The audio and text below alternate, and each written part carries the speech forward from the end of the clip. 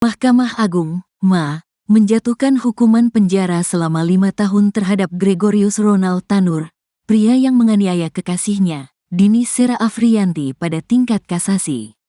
Putusan ini sekaligus membatalkan putusan bebas yang sebelumnya dijatuhkan oleh Majelis Pengadilan Negeri Surabaya.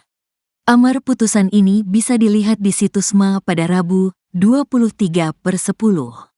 Ronald Tanur terbukti melanggar pasal 351 ayat 3 KUHP. Adapun putusan dari PN Surabaya dianggap kontroversial karena menyatakan Ronald Tanur tidak terbukti bersalah. 3 hakim yang terlibat dalam keputusan tersebut adalah Eri Tuah Damanik, Mangapul, dan Hari Hanindyo. Ketiganya kemudian dilaporkan ke Komisi Yudisial, KY. Setelah dilakukan pemeriksaan, KY merekomendasikan 3 hakim tersebut untuk diberhentikan karena terbukti melanggar Kode Etik dan Pedoman Perilaku Hakim, KEPPH. Terbaru, 3 hakim tersebut terjaring operasi tangkap tangan, OTT, Kejaksaan Agung tepat pada hari ini, Rabu, 23/10. Mereka diduga menerima suap dan gratifikasi terkait penanganan perkara Ronald Tanur. Jaksa Agung Muda Tindak Pidana Khusus, Jampitsus. Kejaksaan Agung menyita uang miliaran rupiah. Selain 3 hakim, Kejagung juga menangkap pengacara Ronald, Lisa Rahmat. Barang bukti uang tunai dan sejumlah barang elektronik disita dari sejumlah tempat milik tersangka. Kejagung menyatakan pihaknya telah lama memantau dugaan tindak pidana korupsi dalam kasus tersebut. Tepatnya saat vonis bebas Ronald Tanur yang kemudian menuai sorotan publik dan DPR RI. Setelah ditahan selama sepekan, guru honorer di Konawe Selatan, Sulawesi Tenggara akhirnya dibebaskan seusai permohonan penangguhan penahanannya dikabulkan Pengadilan Negeri Andoolo, Selasa, 22/10. Guru honorer bernama Supriyani ini ditahan gara-gara dituduh menganiaya murid kelas 1 SD di tempatnya mengajar. Diketahui siswa tersebut merupakan anak seorang polisi setempat. Kebebasan Supriyani ini pun disambut isak tangis oleh rekan-rekannya sesama guru.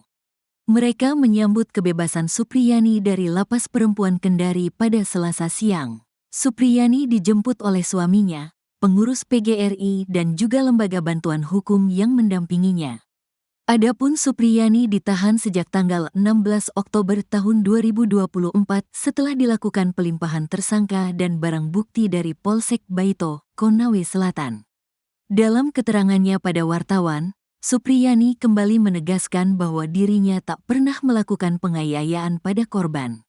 Sejak mengajar pada 2009 silam, Supriyani baru kali ini mendapatkan kasus seperti. Sementara itu, kuasa hukum Supriyani, Andri Darmawan mengatakan pihaknya telah mengajukan permohonan penangguhan sehari sebelum kliennya keluar.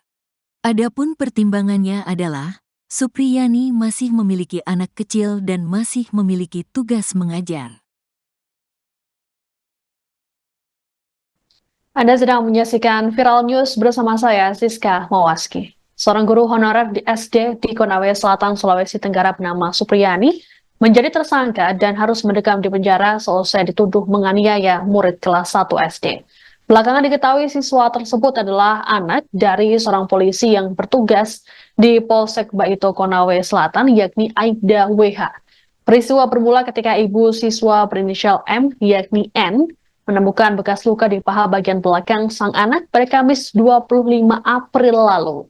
M mengatakan bahwa luka tersebut didapat karena dirinya jatuh saat sedang bersama sang ayah Aibda WH di sawah. Keesokan harinya, M mengonfirmasi luka tersebut kepada sang suami. Aibda WH terkejut dan langsung menanyakannya pada sang anak mengenai luka tersebut. Barulah M mengatakan bahwa dirinya dipukul oleh gurunya Supriyani menggunakan gagang sapu ijuk di sekolah pada Rabu 24 April. Aibda WH dan istrinya kemudian mengonfirmasi kejadian tersebut ke saksi yang mengetahui kejadian.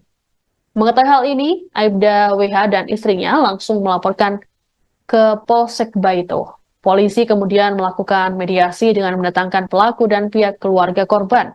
Dalam proses mediasi ini muncul kabar bahwa Supriyani dimintai uang damai sebesar 50 juta rupiah. Hal ini diungkapkan oleh penasihat hukum Guru Supriyani dari Lembaga Bantuan Hukum HAMI Konawe Selatan, Syamsuddin. Lantaran Supriyani tak bisa menyanggupi uang damai tersebut, kasus hukum ini kemudian bergulir hingga ia ditetapkan jadi tersangka dan ditahan. Adapun Supriyani sendiri menyatakan dirinya tak pernah melakukan pemukulan pada murid tersebut. Kasus Supriyani ini kemudian menuai simpati dari rekan sesama guru di Konawe Selatan.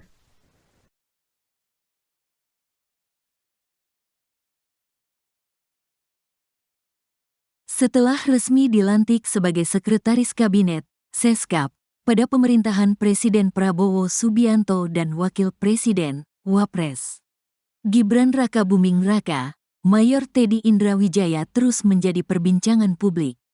Seperti diketahui, Mayor Teddy dilantik menjadi Seskap di Istana Kepresidenan, Jakarta pada Senin, tanggal 21 Oktober tahun 2024 sore lalu. Ia menduduki kursi jabatan Seskap Presiden Prabowo saat posisinya juga masih aktif sebagai prajurit TNI AD.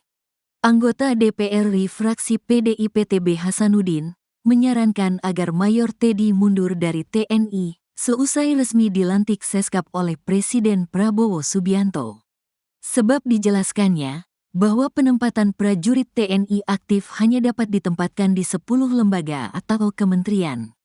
TB Hasanuddin mengungkapkan 10 lembaga, kementerian yang dimaksud adalah Badan Intelijen, Kemenhan, BSSN, BNN, Sesmilpres, MA, Polhukam, Kemenhan, Wantanas, Lemhanas, dan SAR. Untuk itu, TB Hasanuddin menyarankan agar tidak melanggar UU TNI.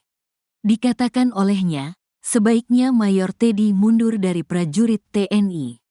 Namun, TB Hasanuddin menjelaskan jika Mayor Teddy tidak mundur, sebaiknya UU TNI direvisi terlebih dahulu.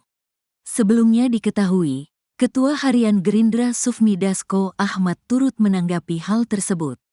Ia mengatakan Mayor Teddy tak pensiun dari TNI karena posisi Seskap bukan setingkat menteri. Dia mengatakan Seskap kini menjadi bagian dari Kementerian Sekretariat Negara, Kemensetnek. Dasko mengatakan perubahan struktur Seskap itu telah diatur dalam Peraturan Presiden, Perpres.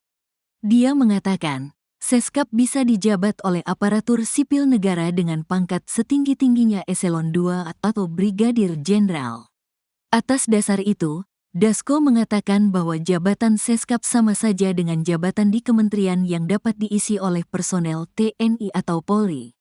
Dia mengatakan, Mayor Teddy tidak perlu pensiun dari TNI. Kepada Saudara Teddy Indrawijaya, dimohon menuju meja penandatanganan.